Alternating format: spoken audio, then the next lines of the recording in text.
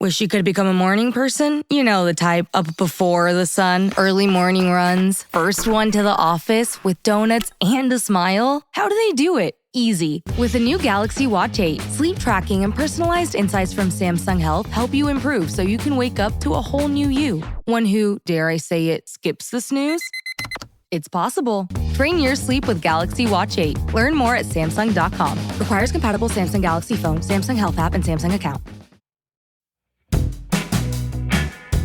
You talk to any 20-something, or God forbid, like a teenager, it's like, how are they watching their TV? This is how.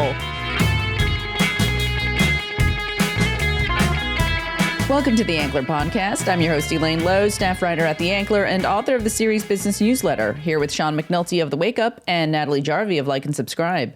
Today, we're talking about what it takes to get teens and 20-somethings to watch new TV shows and movies in the age of social media and short attention spans. And we can't possibly ignore the biggest entertainment news of the week, Taylor Swift's new album, The Life of a Showgirl, and her takeover of movie theaters this weekend. But first, I thought we were finally clear of a crazy news week now that the Kimmel chaos has subsided and Nexstar and Sinclair had folded and put the show back on. But then President Trump had other thoughts to share about the entertainment business, namely that all movies made outside of the United States should be subject to a 100% tariff. Sean, Natalie, are you guys getting deja vu? Because he definitely said this back in May already. I think he said it, the same literal thing back about, 3-4 months ago now.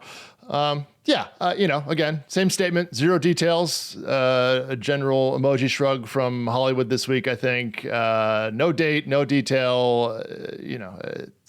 The only takeaway I have from this, again, is a reminder for anybody else with their head in the sand, Trump is going to keep coming after Hollywood for 3 more years. So if you think you can sit by and just kind of dodge and even avoid or not deal with it, to leave the business. I don't think you're going to be woefully, overwhelmed, I think, over the next 3 years. So about this tariff thing, Natalie, am I missing something here? Is there anything else in the conversation you've been hearing about this all week? This seems to me like Trump's upset with how the Kimmel situation played out. So now he's going to go after movies. Until there's actual real information, I don't think it's anything anyone needs to get worried about. Well, according to his post on Truth Social, other countries are stealing movie business from us. Well, this quote, is what like spurred candy this, right, from Elaine? A baby. Is this Demon? Did you hear about Demon Slayer doing a lot of money? Was this a problem maybe with some of the one battle after another themes that are in that movie about government forces and things like that? He didn't really allude to anything specifically, Elaine, but there were certainly a lot of jokes or comments on Twitter that he was very mad at anime or something, or who knows what actually spurred this on this time. Well, I want to know, what is an American-made movie anymore? Wow. When he talks about movies that are not made in the U.S., it's like, what's a foreign-made movie? Yeah, exactly. Right. Yeah. I mean, it's like there's production. What is it that a movie that is developed here and produced overseas, is that foreign? Is that domestic? Is it a movie that's financed overseas and produced here? I mean, like, the only thing that would seem to squarely fit within those parameters of American made are like indie films that are like solely developed and produced and distributed stateside or something on a much smaller scale than anything any global studio is making these days. Well, yeah. And is this a tax on the box office receipts? I mean, this movies generally still make about 2/3 or at least half of their money overseas. So, and I'm sure if there were a tariff put on foreign films released here, would countries put a tariff on American films over in, say, Germany and France? So that's going to be really helpful for, American box office revenues.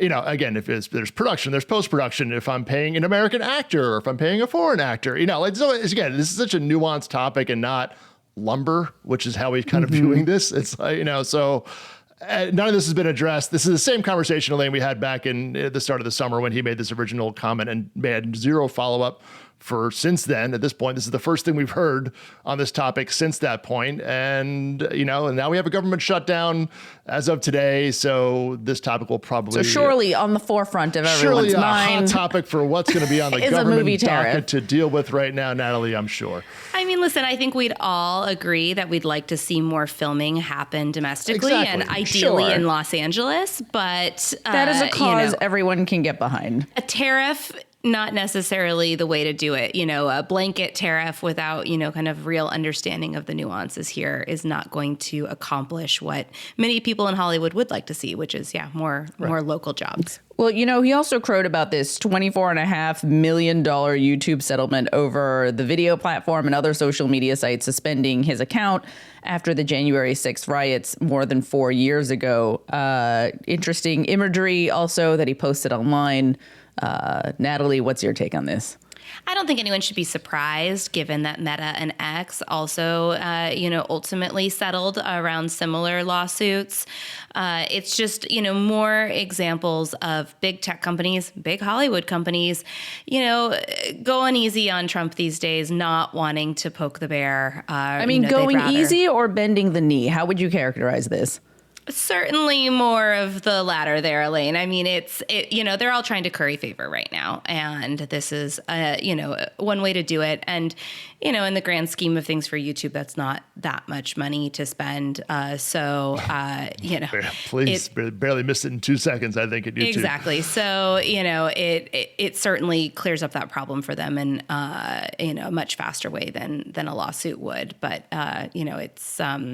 it's certainly a trend we're seeing with all these companies these days. Yeah, certainly is. We'll see what kind of slippery slope, ? This portends.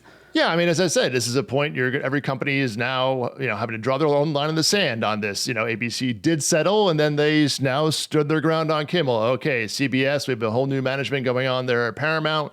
If something else comes up in the future, we shall see. It's a long season of 60 Minutes this year. We'll see what happens this season. So, TBA, but everybody's going to, again, this isn't just like, oh, it's over and it's settled. Like, no, you're going to have to you're going to stand up or you're going to make settlements, Natalie, as you say, and that's your policy going forward. So Godspeed. All right, well, let's take a little break. And when we get back, we're going to have our resident Gen Z correspondent, Matthew Frank, on with us to talk about younger viewers and what old timers and executive suites miss completely in trying to reach 20-somethings and teenagers. We'll be back in a moment.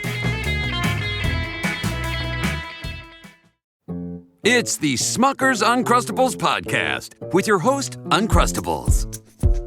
Okay, today's guest is rough around the edges. Please welcome Crust. Thanks for having me.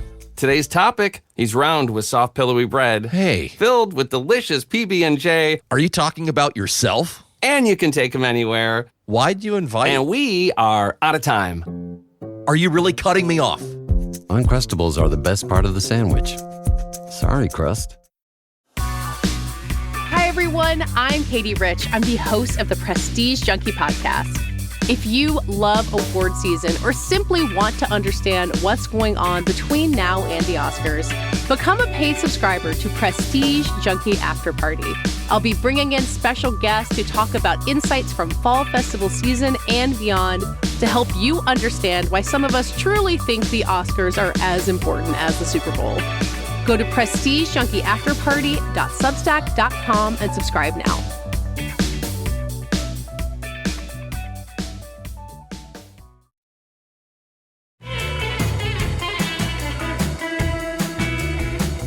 Welcome back to the Ankler Podcast. I'm Elaine Lowe here with Natalie Jarvie, Sean McNulty, and the youngest person on this podcast by about a decade, Matthew Frank. Matthew here is going to be writing Crowd Pleaser, a newsletter from Ankler Media and Letterboxd about audience trends in entertainment. So keep an eye out for that soon in your inbox. So Matthew, I'm curious about your own viewing habits as a squarely Gen Zer. How do you watch TV? Do you read TVGuide.com? Like, do you know or care what time? Read TV Guide, Elaine. Was .com. that .com? I modernized it. Was that serious words that came out of your mouth right there? Matthew, do you care about what time TV shows come out in a day? Do you know what a day part is? First of all, TV Guide has a digital version. How dare you? So I'm checking that out. But no, it's not very important what time something comes out. It's kind of just when something's there, and then if it's not there, that's okay. And if it's linear and not streaming, I'm just kind of screwed. But so you don't have any kind of a live TV product. No, I think I came on the week after the Oscars, and it was I mentioned I had to like do a free trial of like Philo TV or something because to watch the Oscars. yeah, I realized I didn't have a way to watch that. So yeah. I had Wait, to do you do figure something bunny out. ears? A what? Like an antenna? Or like, I guess they're not like ears anymore. They're Elaine like a just big mentioned flat TV Guide panel. and bunny ears for the record, and she's the millennial Listen, correspondent a here. lot I'm of our just saying, listeners all out right? there It's called the are on digital the- antenna, Elaine. I've had one since 2010. They work great. I'd highly advise everyone to get one. $35 at Best Buy. You get every local channel free of charge, uncompressed HD on your television. God bless America. So there you go, Matthew. Listen, a lot of our listeners are solid Gen Xers, early boomers. They understand the language I'm speaking. That's you, It's the just group you're putting Matthew yourself here. into there now? All Excuse right, me. okay, I'm the odd man out. Yeah. all right, fair enough. No, I mean, well, what about sports, Matthew? Do you like care about what time sports comes on? Yeah, that's a big one. Yeah, that one's kind of. I TiVo most games. I just watched TiVo it 3 it, days okay. later. It's really fun. Just as good. Okay, I mean, well, this kind of underscores what we're talking about, right? Like, you talk to any 20-something, or God forbid, like a teenager. It's like, how are they watching their TV? This is how, not by tuning in at 8 p.m. to watch NCIS, like 3 episodes of NCIS in a row on a Tuesday night. Yeah. I mean, it's one of those. There's still a lot of people in the cable bundle, but eventually, as Sean has talked about, like eventually it will just kind of like age out. Like that is inevitable at some point because maybe these like YouTube TV and these bigger providers that are coming out, but or coming up, but not anything that requires an antenna or a circuitry on the top of an apartment. Yeah. Well, it's funny, Elaine, you mentioned we're in the midst of a good old-fashioned cable TV standoff as we speak this week with YouTube TV, which is America's fourth largest TV bundle provider as far as the total households in America, and NBC Universal, who they made a small extension. Their contract, carriage contract expired here on October 1st.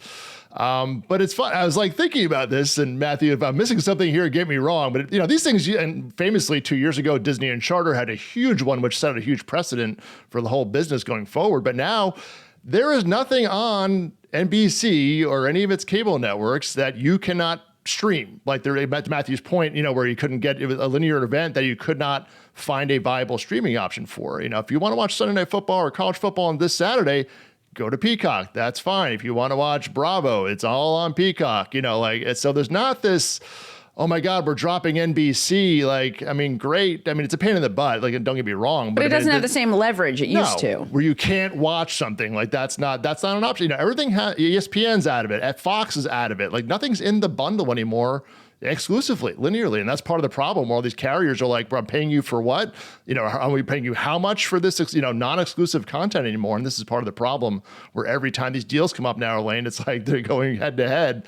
We'll see where this one sorts out. And then there's Televisa Univision, who's they're blacked out right now on YouTube TV. So it is interesting we're in this moment, but the habits have changed so much, Matthew. Well, we're a YouTube TV household, and I saw the little ticker go above my screen on Sunday night during Sunday Night Football telling me that, we might not get NBC much longer. And, I kind of looked at it and went, okay, first off, I feel like these things ultimately always get resolved, but there's also other ways to watch it. Yes, it would be annoying. And as I've discussed on this podcast, like, we're a big football household. So, we got to have our Sunday Night Football, but we would find another way to watch it if we needed to. Do you have Peacock? If not, exactly. Yeah, we have all the streaming services in our house. So there's not going to be an issue there. Problem solved. Yeah. I mean, also throw in the fact that they did a Peacock game during the playoffs. So it's like you basically had to get it. So if you're someone who wants to watch every game, you already have the service. And then, you're saying to yourself, why do I need this much bigger carrier as opposed to having something much, leaner and cheaper?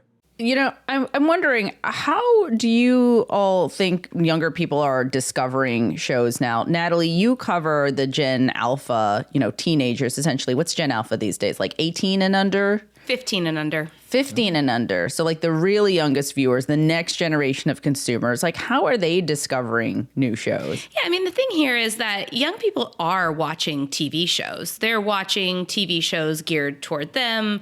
Your Wednesdays, The Summer I Turned Pretties, Ginny and Georgia is very popular with teens.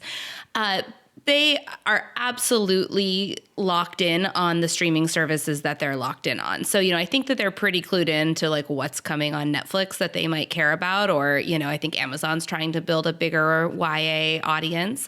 But there are lots of properties on YouTube and on TikTok where, these networks are smart about sending cast members to promote their new shows. So I wrote about Pucker Up, which is a really fun YouTube series.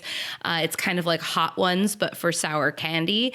And the host of Pucker Up has brought on cast members from Wednesday, from Ginny and Georgia, from these shows that her audience has very much said they want to hear from. So, there is this kind of whole little, ecosystem of kind of young people on the internet that are, helping to boost awareness around a lot of these projects. Yeah, you look at something like Instagram now. I mean, I don't know if you got your guys' feeds just like this or not, but it's not pictures of my friends anymore. It is late night clips. It's podcast clips. I'm so curious about what your feed is, Sean. If we all did a little feed test, I think we'd all be like, oh, I'm seeing none of that. Sean, is it just like wrestling and football, or like what? And I don't know. Kurt Loder, like what does a Gen X Instagram feed look like? It's all TV guide ads, Elaine, is what it is, clearly. So that's the demo they're missing with me.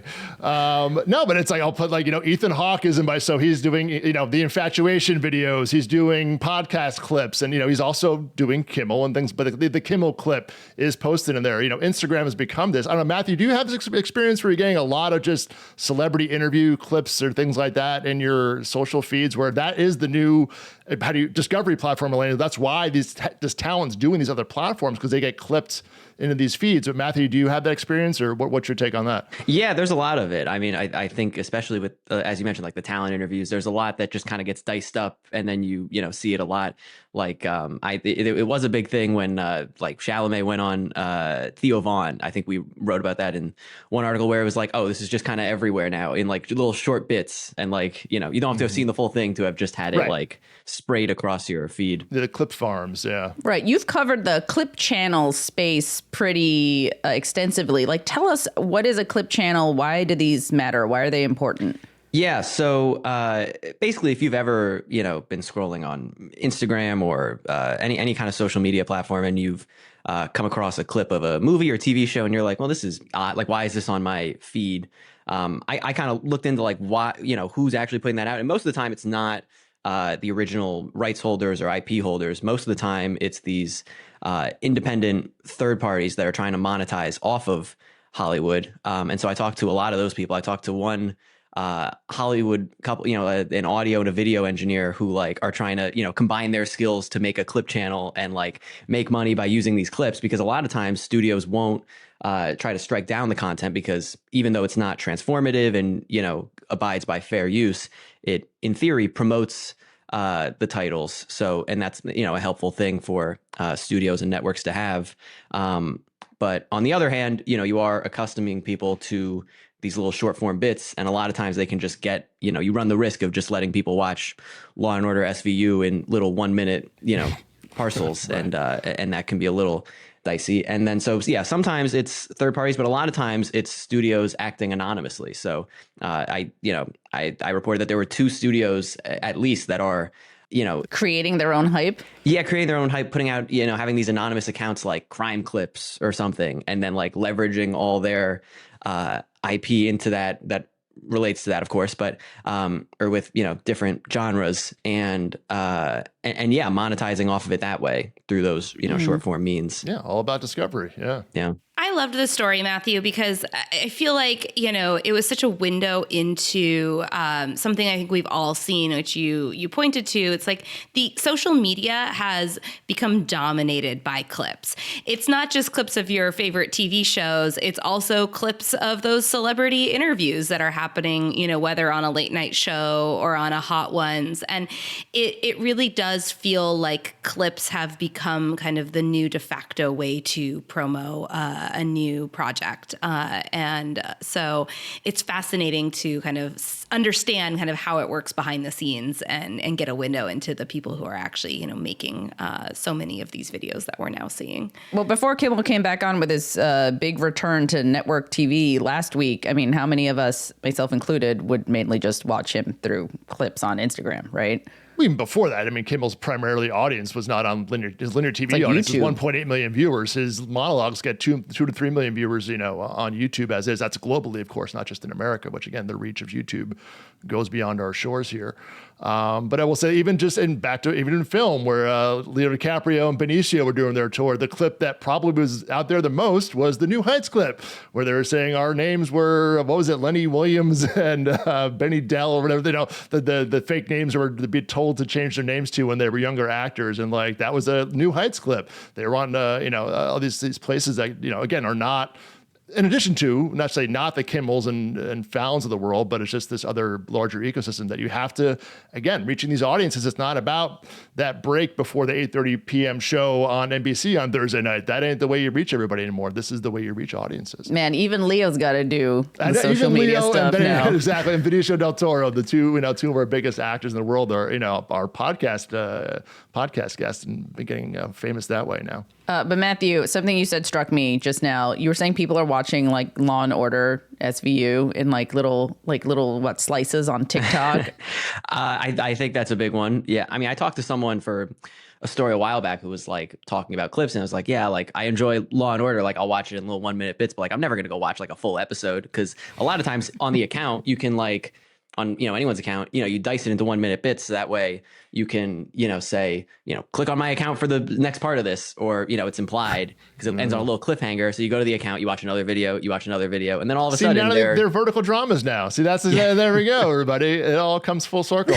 This is the new microdrama. It's the old microdrama. Very, very expensive microdrama. Absolutely. I mean, listen, I will not be surprised if we start seeing some, kind of back catalog Hollywood TV shows and movies try to see if they can edge their way into the microdrama format, just recutting those episodes for a slightly different format. I mean, and I would have questioned whether that would work, but based on what you're telling me, Matthew, it sounds like it would. So behaviors change. There you go. I'm just appalled that anybody is not watching through a full episode of Law and Order SVU. The gall. Olivia Benson, some respect. She's back to being Gen X, everybody. Here we go. All right, there we go. She's went back around. But now I will bring up one final data point here. Just that we've had some fall premieres already. We're kind of in early October. But Natalie, your favorite show, High Potential, just has come back on ABC. But the debut episode of that, the delayed audience was 12 million viewers in live plus 7. The on-air initial viewership was about 4 million. So it 3x'd its audience 7 days after, it premiered, either Hulu or repeat viewing. Right. Everybody was watching it on Hulu a couple days after. So a third of your audience there, this is the latest fall 2025 snapshot of who's watching live TV, is about a third were watching live and 2/3. And this is just in the first 7 days. That number is going to grow, give it 14 days or so forth. So just a little snapshot about where people are watching their favorite shows. Again, a hit show. It's just not necessarily on Tuesdays at 10 p.m. I do know when that show's on. Wow. So Tuesday. Oh, wait. No, is it Mondays? No, it's Tuesdays. I thought you were just making that up. No, it's Tuesdays. It was on last night. So there you go. Tuesdays at 10 p.m. on ABC.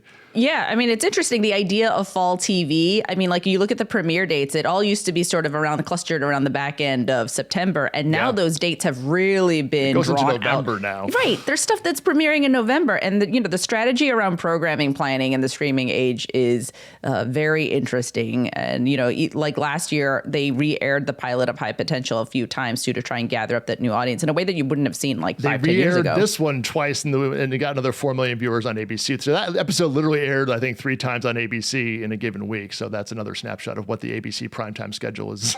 The prime real estate there. Put reruns in the week of, not sit 9 months later in the summertime. But it's working. It is. It isn't. You got to adapt or die, Elaine. That's always the thing. Well, going back to the idea of younger people who are probably not tuning into High Potential at the exact time that it's coming on, I think we're about to see a bunch of them in theaters this weekend. Taylor Swift's new album, The Life of a Showgirl, drops on Friday, and she's taking over theaters nationwide with a release party and the premiere of her music video, The Fate of Ophelia. Sean, is Taylor going to give Paul Thomas Anderson a run for his money this weekend? Well, I don't know what time Matthew's tickets are for. That's my first question. I will be listening to the album on my way to go see The Smashing Machine. So. Yes, of course, the new H24 movie with The Rock. Yeah, different demos, Elaine. There you go. Yeah, we'll see. It's $12 tickets here. 90-minute movie. We have pretty much it's an AMC theater centered event, but it's all going to be all across all movie theater chains. Tracking seems to be about 35, maybe 45 million, somewhere in there. So again, not Eras Tour level, but again, this was just announced, less than 2 weeks ago at this point. So we'll see how many sold out screenings there are. Natalie, are you a game for, you actually went to the Eras Tour. You're going to go see this? I went to the Eras Tour and the premiere of the Eras Tour concert film, but I will be seeing One Battle After Another this weekend. Look at that. Benny Dell and Lenny Williams went out. Listen, I don't have enough hours in my day to see a almost 3-hour film plus a Taylor Swift music video in theaters. I think, right? Is that the idea? Yeah. I will say though, while this may not be some huge blockbuster for Taylor Swift, the fact that people will come out and buy tickets to watch a music video, to watch lyric videos, to be in a communal experience. Yeah. That really signals to me something that I think it's important to keep in mind about young audiences, which is that they want that communal experience. They want to be in theaters with their friends, having some IRL experiences and getting out in the world. And the more you can drive young audiences to those types of, theatrical performances, concerts, I think the better. I'm just going to throw an idea out here and just brainstorming. But, when that big wedding day comes down the line, movie theaters, everybody, T Swift and Kelsey, the live stream. It's the closest thing America has to a royal wedding, right? And those are usually broadcast live. So that's a huge ball drop if you say, hey, come pay to be at our wedding and watch it in a movie theater instead of being on YouTube across the country. Just an idea. Listen, I stayed up until 4 a.m. when Prince William and Kate Middleton got married. Wow. So I wouldn't put it past me to go and buy a movie ticket. If you wanted to live stream Travis Kelce and Taylor Swift's wedding, there's an audience for it. AMC Theater CEO, give Taylor a ring, man. Just give her an idea there. But the theaters are open for her. Well, we're going to have tons of Taylor Swift content coming down the way. Natalie, you have a chat coming up that will be exclusively on Like and Subscribe about Taylor Swift's internet takeover. Yeah, I spend a lot of time thinking about the ways that Taylor Swift can mobilize the internet around these big album launches. She's incredibly smart about it. It's, kind of consuming everything this week. It's all over my feeds if you want to know what's in my feeds this week. So I'm going to be having a really fun conversation about it Thursday at 12 p.m. Eastern time. And it'll be on Substack Live. And you can watch it on demand later on Like and Subscribe. And our own Katie Rich and Chris Rosen are going to be chatting with Hunter Harris of Hung Up on Friday, October 3rd at 10 a.m. Eastern, 7 a.m. Pacific. Taylor Swift on screen, power, hype, and elusive Oscar glory. So Taylor Swift fans, there is going to be so much coming down the way for you on your way to watching the movie, on your way to listening to the album, which I will absolutely be tuning into once it drops. And I assume you will as well, Natalie. I don't know about you guys, Sean and Matthew. I'll put a song on the newsletter on Friday morning if that's up online. That'll be she'll have her play me off for the weekend. I'll be covering all the box office in the Wake Up on Sunday, that's for sure. So that'll be more my contributions to the effort here, Elaine. And I will make it to the end of Sean's newsletter and listen to that song. That sounds great. It's teamwork, everybody. It's teamwork. Well, that's a wrap on this week's Ankler podcast. Thanks so much to Sean McNulty, Natalie Jarvie, and Matthew Frank for joining us. And thank you all for listening. If you like what we're doing here at the pod, make sure to leave us a rating and review on Apple Podcasts or Spotify or wherever you're listening in from. And email us at podcasts@theankler.com. I'm Elaine Lowe. See you all next week.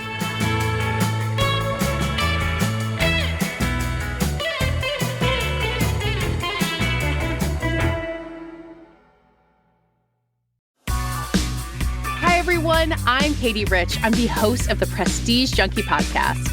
If you love award season or simply want to understand what's going on between now and the Oscars, become a paid subscriber to Prestige Junkie After Party. I'll be bringing in special guests to talk about insights from fall festival season and beyond to help you understand why some of us truly think the Oscars are as important as the Super Bowl. Go to prestigejunkie.afterparty.substack.com and subscribe now.